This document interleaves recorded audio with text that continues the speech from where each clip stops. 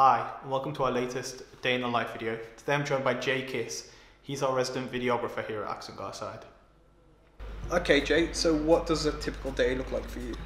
It'd be quite varied. So some days if you're in the planning process of doing a video, it'd be storyboarding and coming up with ideas, brainstorming with various people in the company. Then if you're shooting, it would be going on site shooting. But I'd say generally most of my day is editing video footage. It's what the biggest time sink is. Yeah, does that take the most too? Yeah. So you've got a new pitch in, a new client. Walk me through that. How does that work? So generally we'd start by sitting down with the client, working out what they're trying to get out of the video, trying to work out a story that they're trying to tell, because there's no point in putting all this effort in if it's just a vapid video with no real content within it, because it's pointless. So yeah, sit down with them, try and get their vision of what they want to try and get out of it. And then you go to storyboarding and planning and technical planning, what you need to take, what needs to be shot, if you need to hire any equipment. So yeah, so all sorts of planning covered in that. Okay, cool. So what sort of technology would you use on a day-to-day basis to run through that pitch scenario and then onwards? So for storyboarding, I use an application called Boards. It's just that easy. You can just drop in images to get a quick idea down, and then you can flesh out over time. And then I'd be using the Adobe Premiere suite. So I'd be Adobe suite, sorry. I'd be using Premiere and After Effects mainly in that suite. Sometimes use Photoshop for doing thumbnails and stuff for videos, but generally it's Premiere. I work for editing video footage, and then After Effects for doing anything animated or animated elements on screen. Sure. Yeah, that makes sense. That's kind of your technology state now, but like, is there an ideal state? Is there a piece of technology you wish you had that would make your job easier? If you try and save time, I suppose you could say like some miracle editor which would just go through and analyze all the footage and put it into place. But I think that just takes quite a lot out of it. You can discover stuff if that piece of software existed. I think it would take quite a lot of creativity out of the editing process, because I find I wouldn't have an idea to do something, and then if I was going through editing it and I think of it doing that, and it adds another dimension to the video, so it would remove that sort of creative side to it. What does a good B2B video look like, in your opinion? I suppose if you're looking at statistics and stuff, it would be videos under 2 minutes, straight into the point, but I think it all falls down to having the content there behind and what you're trying to get across in the video, because you could have a 15-minute video with really good content, or you could have a 2-minute video with nothing in it. Yeah. So I think people would rather watch a video that's actually giving them the answer that they're looking for, rather than just watching a short video with nothing in it, really. So I think it depends on what you're trying to apply it to and who you're asking. But my opinion would be more content orientated over a certain length or how a video should look. We're not a video agency. What are the benefits of working with a video team in an inbound agency?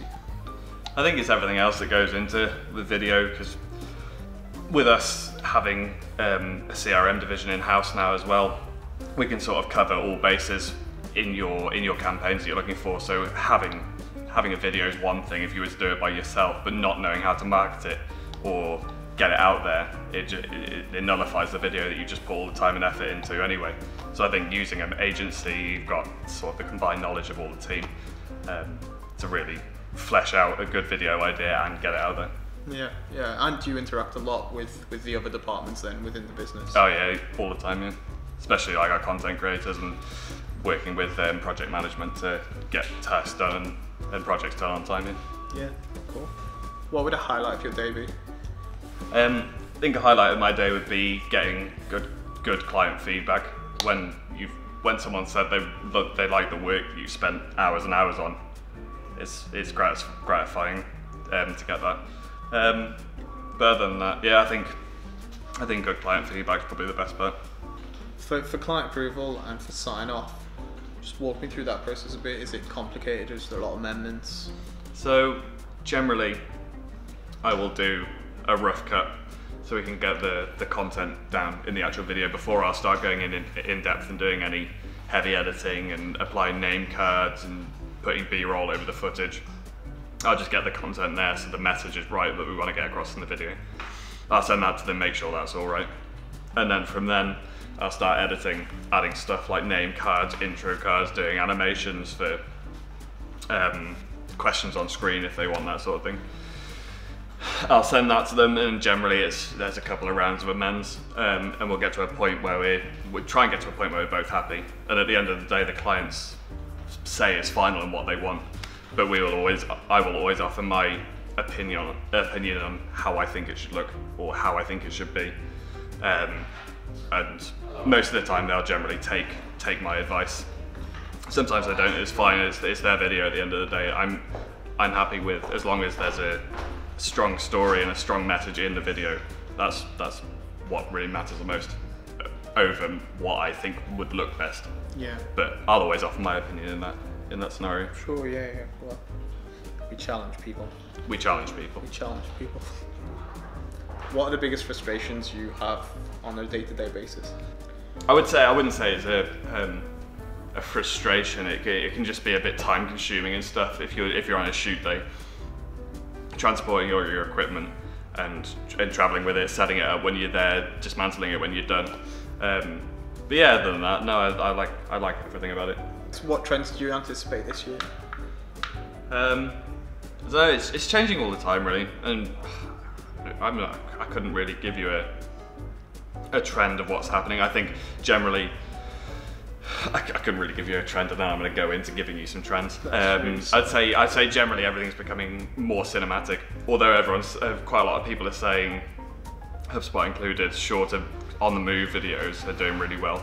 I personally would prefer to watch a well-shot cinematic style video over something that someone shot on their phone with bad audio quality, bad video quality. So I guess it would be like a personal trend I've seen and I'd like to see more of is more of a cinematic element and more of a story-driven and film-driven elements to video. Lastly, do you have any advice for people looking to get into video? Yeah, I think just give it a shot. You can do video now on such a small budget, even with your phone. I think if you have a vision that you want to try and get across, like I've said before, as long as the content's there and it's good and you can build an audience around that content, the quality can come later. I think if not so much quality, but like video and audio quality can come later. I think as long as your message is strong. So yeah, I think just do it. Well, thanks a lot for your time, Jay. That was really informative. Yeah, thank you. Thanks a lot there to Jay for taking some time out and telling us what his day looks like.